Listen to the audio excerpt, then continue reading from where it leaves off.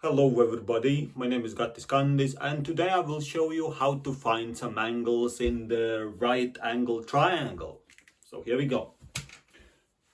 So let's say that we know that angle alpha and that we also know this angle beta, and we want to figure out what is this angle. Let's call it epsilon, and we also want to know this angle, let's call it phi.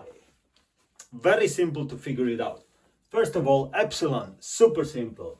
You can probably already see that epsilon equals 90 degrees minus beta, because we already know beta, so there we go, epsilon is that. Now, what about phi?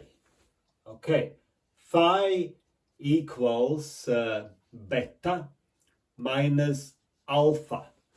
This is something that some people know automatically and some people don't know. I personally don't know, and I want to know, like, is that really true?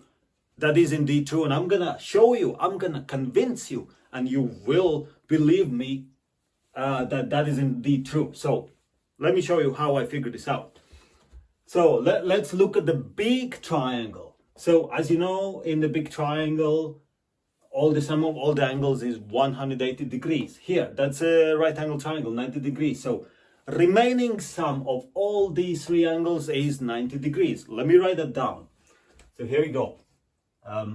Alpha plus epsilon plus phi equals 90 degrees. Okay, so now let's move on to the smaller triangle. Here we go. Epsilon plus beta equals 90 degrees again. So now, because this sum is 90 degrees and this sum is 90 degrees as well, that means that those both sums equal to each other, right? Let me write it down. So here we go. Alpha plus epsilon plus phi equals epsilon plus beta. So now, because we have epsilon on both sides of the equal sign, that means we can just strike them out, right? Goodbye epsilon. So now let's look what we got here. Phi equals beta. And so now if we take alpha from this side and carry over the equal sign, it's gonna change from plus to minus. So therefore it's minus alpha. So there we go. Phi equals beta minus alpha, which is what I mentioned just a couple minutes earlier. So there we have. So this here is a proof that indeed phi equals beta, beta minus alpha equals phi. So there you go. That's how very simply you find out the other angles in a right angle triangle if you know some angles already. Thank you so much for watching, and I will speak to you soon. Bye.